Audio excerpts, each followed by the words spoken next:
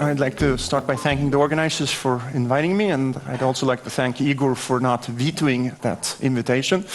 Igor and I just agreed that we think we met the first time when we were both visiting Toronto, John Friedlander to be specific, and we've done some work since. This is perhaps unfortunately not about joint work with Igor, but on the other hand, birthday boys should be kept happy, so you can't talk about stuff you've done with him.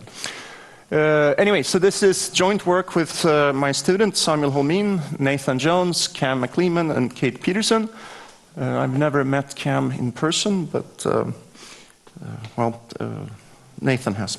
So the whole project started at MSRI. There was this arithmetic statistics workshop, and Nathan, I think he and Kate had been thinking about this. He asked me this wonderful questions. Do all groups occur as, all abelian group, do they occur as class groups of quadratic imaginary fields? And well, that was 2011, so this took some time to get done, but now we've gotten somewhere. Yeah, so since this is a mixed audience, I will start with a bit of a review of class numbers and class groups and quadratic forms. So I might bore the experts, so I wish you a good nap. I'll try to shout when there is some new stuff. But just to set some stuff up, so Q is some quadratic form. These quadratic forms have discriminants. If the coefficients, the middle coefficient is b, and then we have an a and a c, so it's b squared minus 4ac. This will be important later on, so if a and b and c are integers, you will immediately notice that this discriminant is either 0 or 1 modulo 4. We will look at secretly, we will mainly be concentrating on positive definite quadratic forms, but one wants to rule out indefinite forms. So these discriminants, these DQs, will always be non-zero. Okay, and we say that two quadratic forms are equivalent if they're related by a linear change of variables. So Q prime is a mother quadratic form, and if there is some invertible change of variables that takes one to the other, we say that they're equivalent. And we will soon talk about integers, but let's do some examples inspired by linear algebra. So if you have some quadratic form and you're allowed to make any change of variables, invertible change of variables, you pick up the signature of a quadratic form, right? If you have full freedom to change variables, the only thing that survives is that you count the number of signs, so to speak. So you can make it into something that's either plus or a minus, and then plus something else, which is either a plus or a minus. So I wish we would teach this in our linear algebra courses, but I think, well, we certainly don't do it for the first course. Anyway, and then in the same spirit, if you restrict ourselves what we're allowed to change variables by, let's say, only orthogonal matrices, it's this principal axis theorem that says we can diagonalize that quadratic form, right? This is baby step, but it's a nice warm-up for what the class groups is, or what it sort of comes from. So of course we're number theorists, so this A, B, and C should of course have integer coefficients. And let's say that we mod out by what? Well, we have to do invertible integer coefficient variables, so that's GL2. So that's just that the determinant is either +1 or -1. So if we try to quotient out, we could say, what do we get? And the answer to this question is much more complicated than what was given on the previous slide. So, but there is one nice thing that's worth noticing, and that is that the discriminant of two forms, Q and Q prime, they turn out to be invariant under GL2Z changes of variables. It's not difficult to see. And here comes a further thing which, so I said I want to keep discriminants non-zero. You can either take positive or negative ones, and it turns out that you have a very different flavor. So the negative discriminants correspond to quadratic imaginary fields. The positive ones is real quadratic fields, and the theory of the real quadratic fields is it's very beautiful. It's not so well understood, and we have plenty of difficult questions to ask ourselves for negative discriminants or quadratic imaginary fields. Okay, so what we will do is we're not going to study this full set, but we fix some discriminant, negative one, and then we ask about what is the orbit structure. Okay? And here are two beautiful facts that goes back to Gauss. So it turns out that even though there might be lots of quadratic forms with integer coefficients, once you do these changes of variables, it turns out that if you fix this d, there are only a finite number of classes of quadratic forms. That's beautiful fact number one. And here we get an amazing fact. It turns out that you can actually, given quadratic forms with the same discriminant, we can glue them together and get a new form. Well, maybe that's not so strange, but it turns out that we get an abelian group. And in some sense, this is also due to Gauss. And in some sense, this was the first abstract group that was discovered in the wilds, so to speak. I mean, of course, you can look at integers modulo p, and that becomes a group indeed, but the group law, etc., is sort of obvious, whereas here it really is a highly non-obvious construction. So anyway, so fact one is not so difficult. It turns out that if you think about things, you can make the coefficients, this a, b, and c, you can sort of make them smaller until you cannot make them smaller anymore, and once you do this, you convince yourself that, well, there's only a finite number of possibilities once we've done the reduction theory. Yes? Don't you want SL to Z and A positive, and that's standard for I want to keep things simple, but you're right, but you get this distinction of narrow class number versus... Oh, did I screw that up? You might.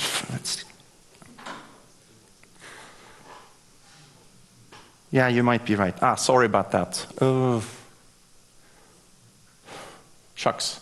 Oh, and it's not as simple as you lose a factor of 2. You really mess up the group structure. Yeah. Okay. So I guess I cut some corners here. Shucks. Okay. Anyway, so finiteness of class number is still okay, but the group thing is, thank you. Anyway, so about the proof of fact number 2, I think if you know, we know that Gauss was a genius in many ways, but I think this is one of the most impressive things because he basically pulled operations out of a hat and used verify it, and it's just a miracle.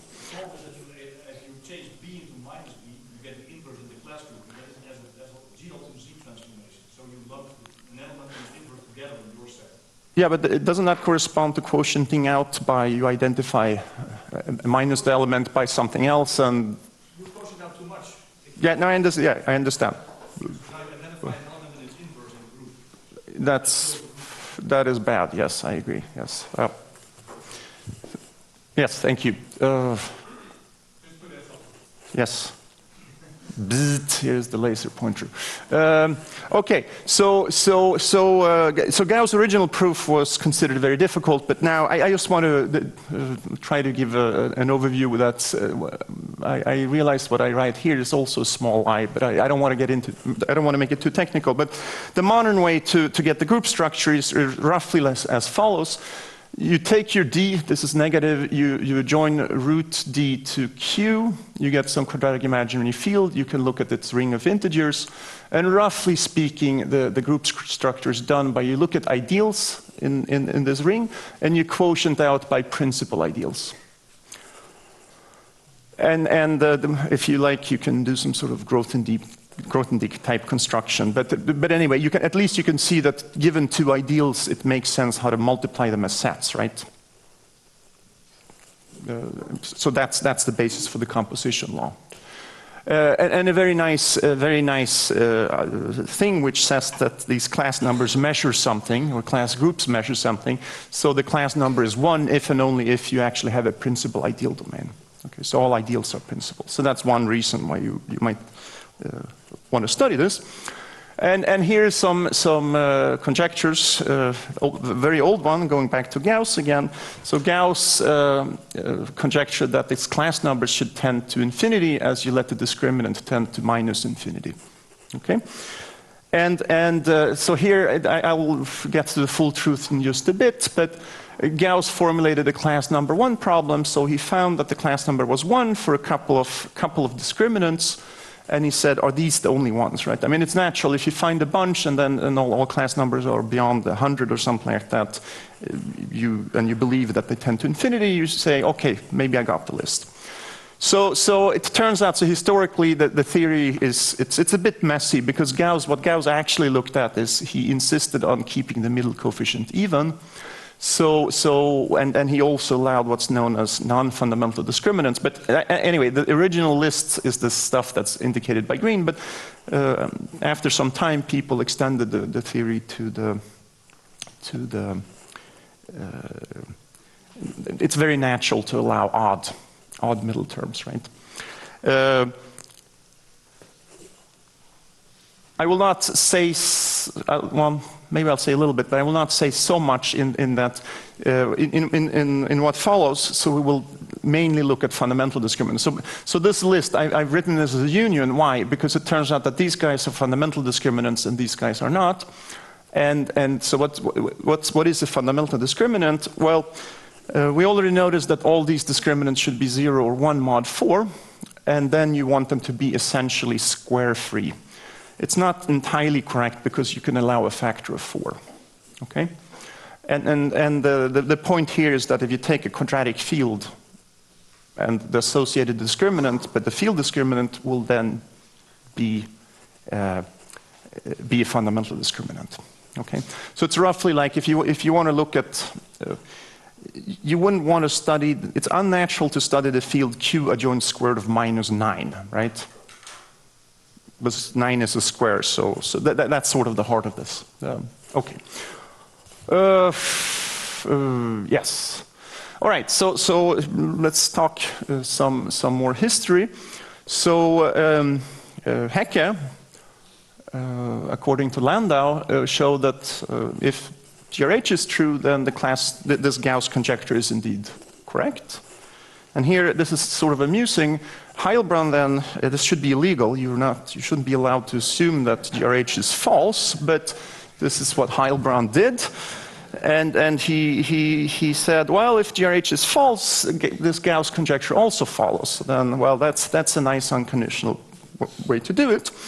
And then you might have heard about these illustrious Siegel zeros. So Siegel did something else. So this was just tending to infinity, and Siegel did something quite a bit better.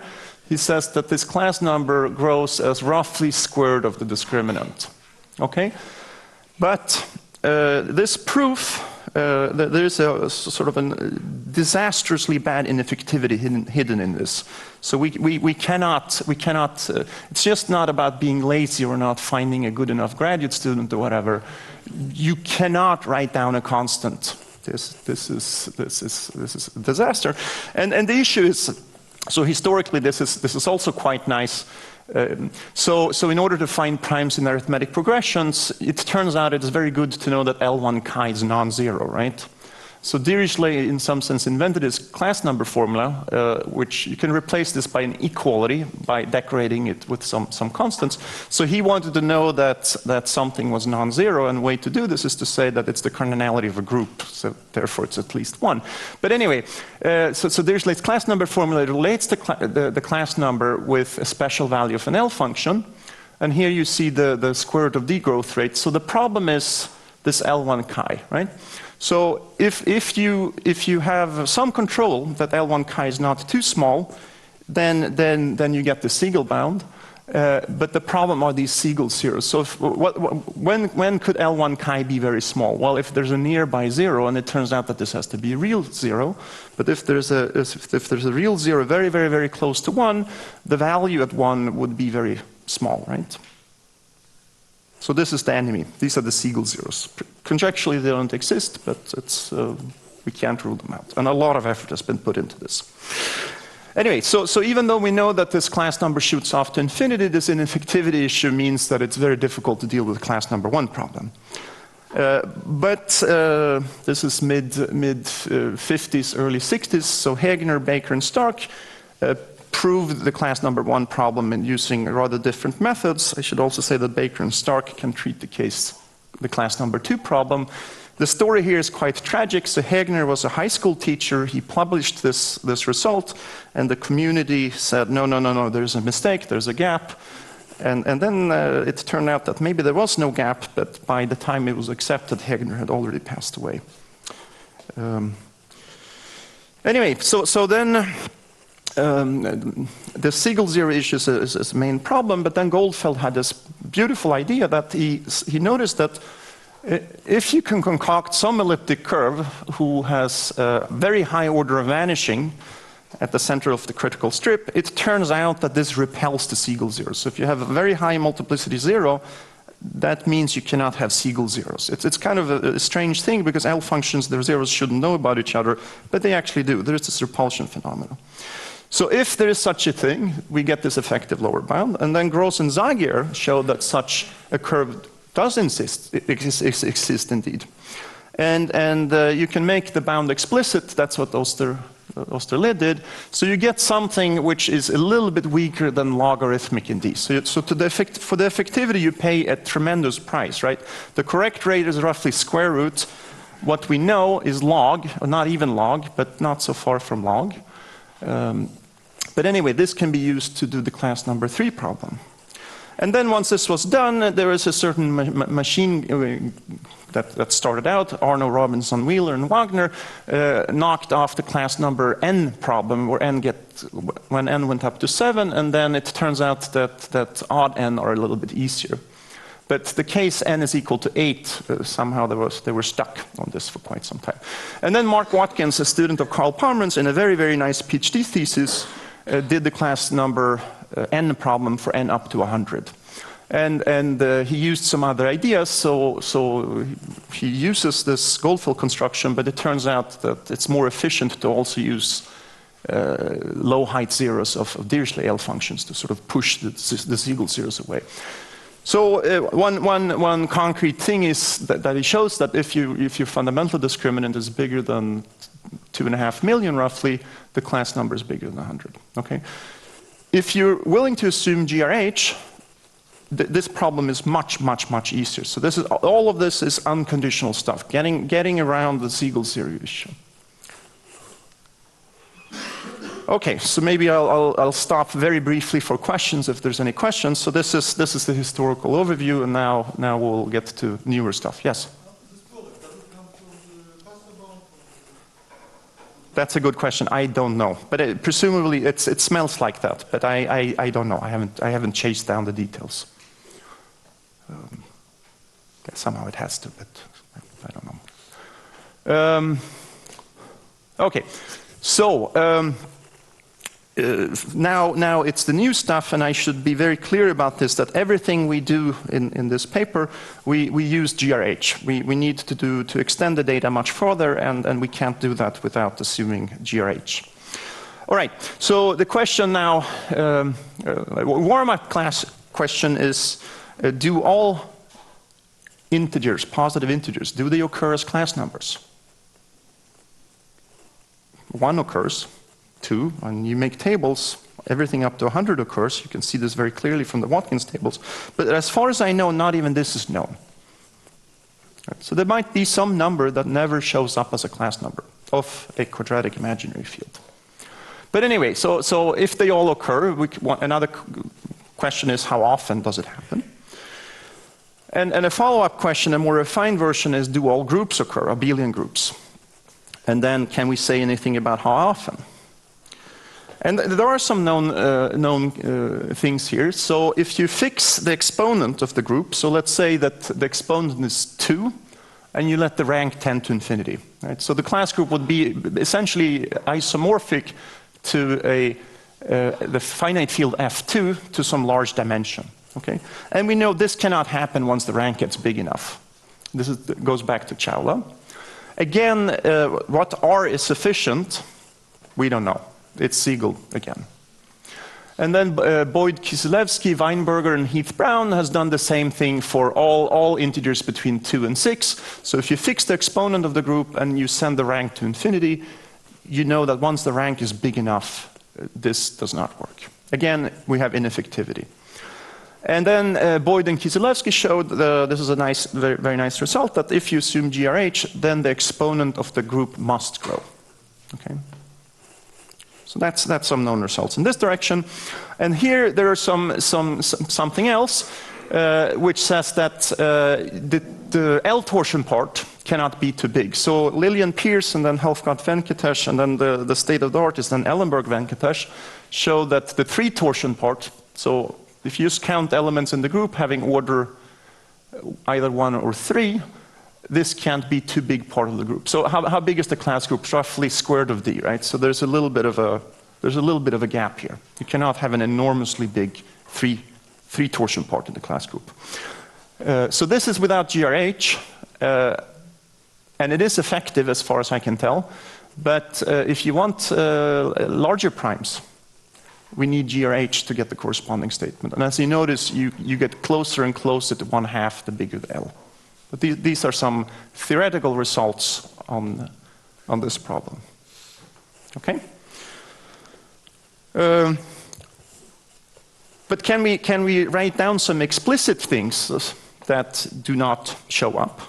So Watkins bound turns out to be good enough. So he classifies all class number up to 100, and then it turns out that you're lucky because the discriminants, it's 2.5 million roughly, and you can just have Paris chew through. And it turns out that this exponent 3, rank 3 group does not occur, this rank 4 group does not occur, and this sort of intermediate, it's still a 3 group, does not occur. Okay, so these are explicit examples of groups that do not occur as class groups. Sorry? But they might occur as subgroups of larger. Yeah, sure. I mean, yes, that's right. So it's a natural question for experts. If you want to look at unramified extensions, these groups sort of they have a special place in our heart somehow. But so Z by 2Z to powers like maybe 5 and 6 will not occur. Also, yeah, I don't remember where it stops, but it's 4, the power 4 is very example. I'm not sure about power 4. Yeah, so I think if you look at 3 torsion, I don't think we've seen a single whether it's 6. But then we project down to the 3 part of the group. But I don't think even But for these groups with 2, which are it's a bit special. Yeah, it turns out. Certainly do not occur rank 5 and 6. I thought I saw 5, but I shouldn't. Okay, so I don't remember. But this is tricky. This is known, you're saying, or known on GRH. I think without GRH. So if there is an exception, it must have a very big rank. Ah, I see. Do you know who did this? That I didn't know that. Okay. Yes. Good. Okay. But so what I want to emphasize is that in contrast to these theoretical results on the previous page, 3 and 4, these are not particularly large ranks, right? So you don't have to make the rank very big to find missing groups. Okay, so in order to study this, so let f be a counting function. So it's the number of discriminants, fundamental. So everything will be fundamental discriminants, so that the class number is equal to this h. And then we have a similar counting function where we stick in a group, an abelian group, and you want to say how often does a group show up. Okay. So can we at least conjecturally get some sort of sense for how these grow? That's what we're going to look at. And it turns out that if you know the number of prime factors of the discriminant, that tells you what the 2 part of the class group is. So for many reasons, I will only look at prime fundamental discriminants. And that gives you that the class number is odd. So only odd class numbers. The even case is also interesting, but it's sort of different flavor because it's much more structured. And the groups we study, we will restrict ourselves to P groups because it's much easier to write down some sort of pattern for what are all possible P groups. I'll get to that in a bit. Okay, so what can we do? So here's a theorem. It's on GRH. It's an analog of a result by Soundararajan where he did the similar average. So Soundararajan did all class numbers but included even ones. So we restricted the odd ones, and that means prime fundamental discriminants. And we get some counting asymptotic. So h squared over log h, and we get a relative error which goes like goes to 0 as 1 on root log h. Okay? And this is going to turn out to be a killer because we all know that log h is never particularly big if you deal with stuff that you fit into a computer, and square root of log h is even smaller. Okay? But it's a theorem. Now, if you unwind this and you say, well, if we average things, you could try to make a pointwise estimate, and this was in fact conjecture in Sound's paper, that this f of h, so the number of discriminants having a fixed number as a class number is roughly h over log h. But you have to be a little bit careful because the constants here, they swing in some sneaky way. I'll maybe say a little bit more about that later. Okay, so in order to study this, we made some numerics, and as I said, we assume GRH, and then there's a very nice paper by Lamzori, Lee, and Soundararajan that says that if you assume GRH, what does that tell you with good constants about class number growth? So our initial attempt was to go beyond Watkins. So Watkins did 100, so that's 10 to the 2. So we said, let's go to 10 to the 4 and see what happens.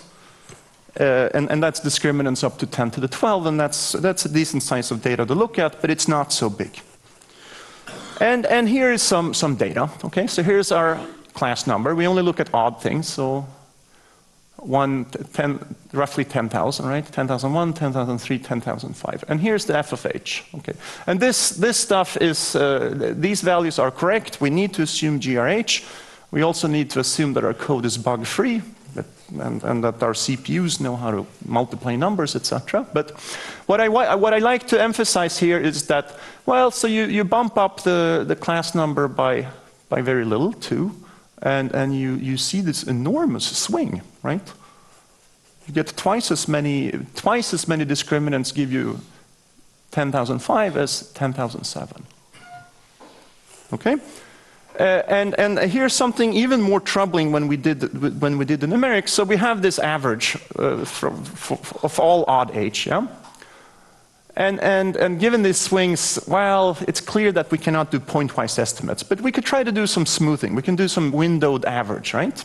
So let's take 100, or I guess this is about 50 class numbers, and we add this up.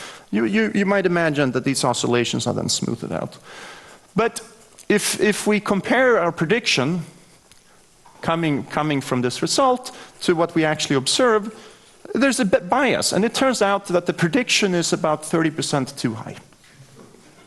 Yes. Yeah. So it's a pretty funny thing. So my student Samuel, he was grading exams, grading finals, and then students do exceptionally stupid things all the time. But then the student did something even more stupid. So he actually added this "what the fuck" comment in the official grading of the exam. Not such a wise thing to do. And the student made a formal complaint. I kid you not. So then some official explanation of this had to be done. So this is now known as "what's the formula?"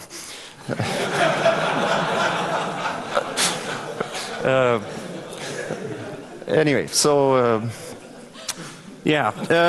But anyway, so we make some predictions and we're off by a lot. So this is troubling, right? So one way to do this is better numerics. So we want to look at all h's up to 1 million. And this is a pretty big computation. It turns out that we need to touch about, well, this is prime values, but we need to look at numbers all the way up to 10 to the 15. So this is a reasonably sized supercomputer computation, but we have a decent one at KTH. And then another problem is that we had this asymptotic. We had this theoretical prediction of what this should be. And basically, we need a higher power expansion in terms of 1 on log h. So it sort of seems a bit insane because our relative error is 1 on root log h. But as you can see here, if you take 10 to the 6 and you compute 1 on root log h, it's, you're going to be off by 10% or something like that, right? So it's not enough to just do more data, we also need a better expansion. So how do we get this, these estimates? So first of all, we want some Archimedean density that basically comes from this, but we have to be very careful here. And then we'll use the Cohen-Lenstra heuristics to capture these large local swings. Like you saw that things swing by a factor of 2. And this you can view as p-adic densities.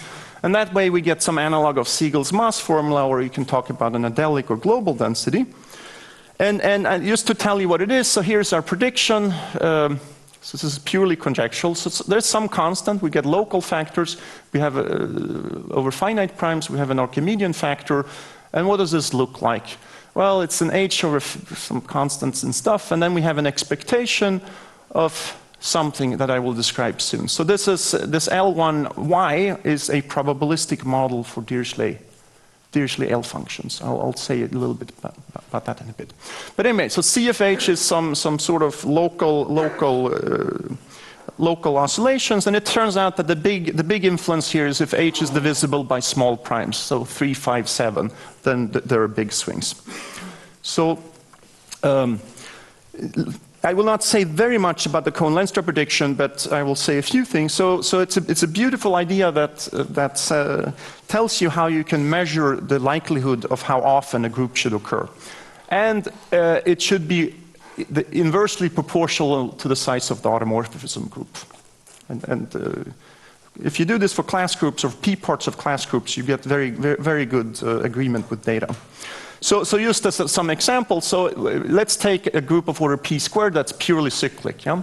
So what's the automorphism group? It's the unit, so that's phi of p squared, right? So it turns out that the proportion of the probability should be something that falls off as 1 on p squared.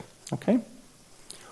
So let's do another group with the same cardinality, but it's a cyclic group of order p times a cyclic group of order p.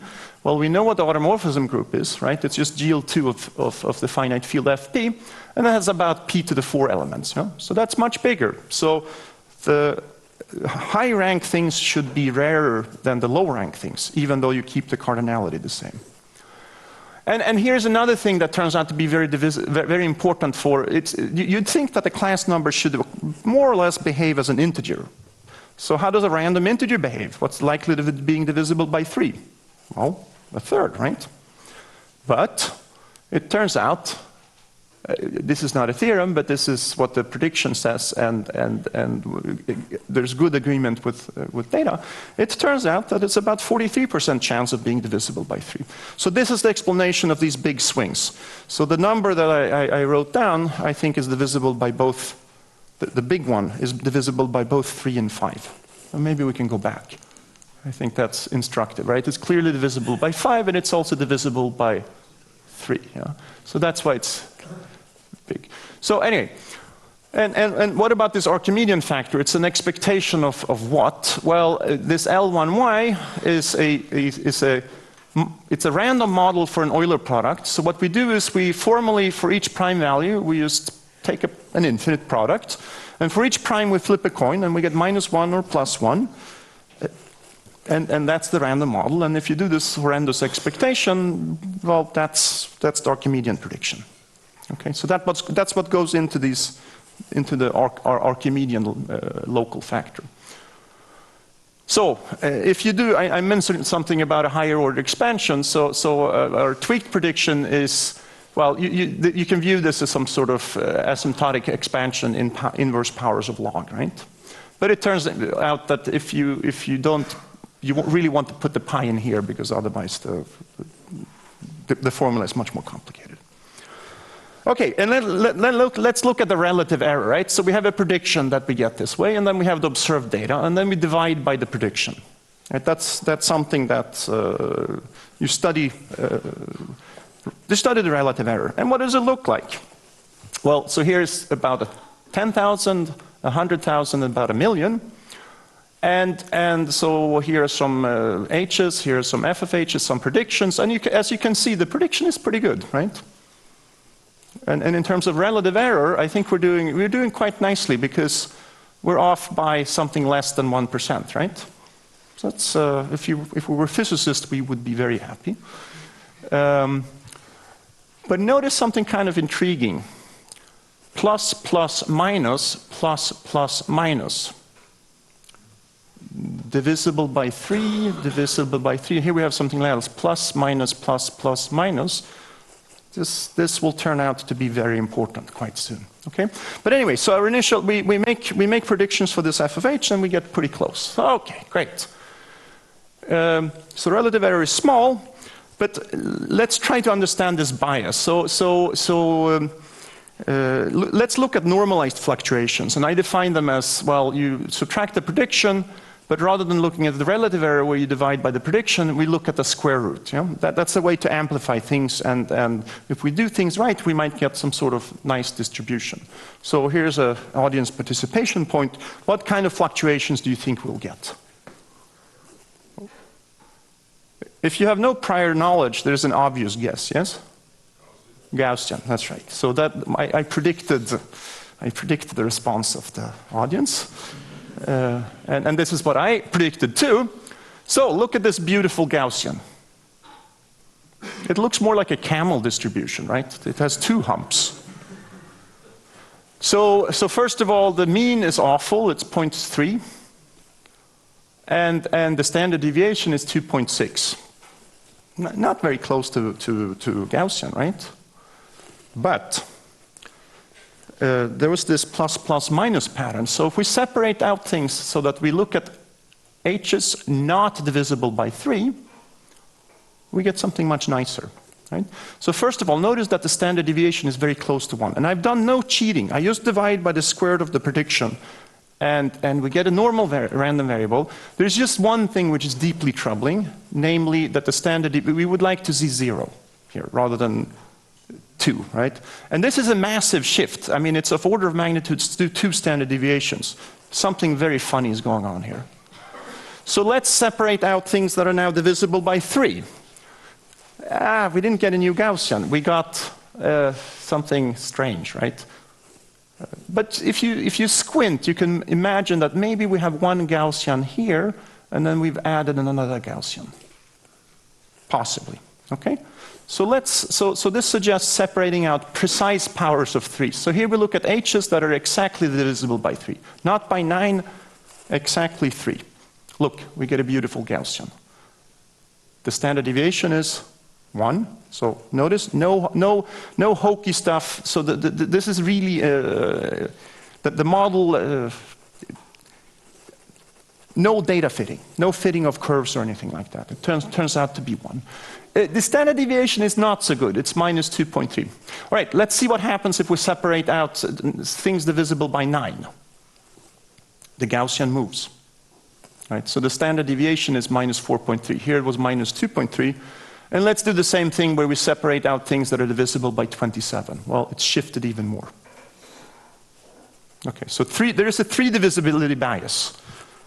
And this has been seen in this very closely related quantity. If you look at the 3 torsion part and you sum it up, this is known as the Davenport-Heilbronn phenomena, which is now been reasonably well explained due to Thorne and Taniguchi and also Bhargava, Zimmerman, and Shankar. So it turns out that this can be explained by some zeta function, and the main terms give you a pole at s is equal to 1, and then there's a secondary term at 5/6. But this is very mysterious and not so well understood. So, well, we don't. I would like to understand this better. This is what the data gives you. And as far as I can tell, we don't see any similar bias for phi divisibility. Maybe it's there, but it's so small that we cannot amplify it and detect it. So it seems 3 is very special. So we get very good fit. There's a strange divisibility bias once we blow things up. We can get a Gaussian, we get good Gaussians, but there is a shift of the mean. Very, very peculiar. So let's just quickly, I don't have too much time, but I want to talk about what groups occur and which ones do not. So here we basically say, let's pretend that things are independent. Once you know the cardinality, the likelihood of getting certain groups should be random. Random in what way? Cohen-Lenstra random, okay? And let me just, so P groups are nice in the sense that we can understand them in terms of partitions, right? So 2 we can write as 2 or 1 plus 1, and this gives us a way of writing down two groups of cardinality P squared, a cyclic group, and a product of 2 cyclic groups. And it turns out that once the rank goes up, this will be more rare and rare. So this is fairly rare. The cyclicity index is 0. I'll have to refer you to the paper with the exact definition. But if you do P cubed, well, partitions of 3, there's 3 cases, and here are the groups. Purely cyclic, purely rank 3, and then we have something intermediate. And it turns out that these are very rare. It has negative cyclicity index. So it's the farther away it is from being cyclic, the rarer it is. And let's just give you some data. So we have a red curve. I hope you can see it. And for each prime, so this, what are we looking at? We are looking at groups of the form Z mod P times Z mod P, so the rank 2 case. So we make a prediction, that's the red curve, and we have some observed value, and all these dots comes from feeding a prime in. So you take your prime, that tells you a group, namely Z mod P times Z mod P, and this is how often it occurs. So that's pretty good agreement. Here we partition 3 with cyclicity index 3. So these are cyclic groups, and we get a pretty good agreement. Here, it's 2, 1, so that's Z mod P squared times Z mod P. There's some nasty oscillations here, but the trend seems to be fairly convincing, I hope. I think it's fairly convincing. And here are some other cases. We do the same for the 4 stuff. We get decent data, etc., etc.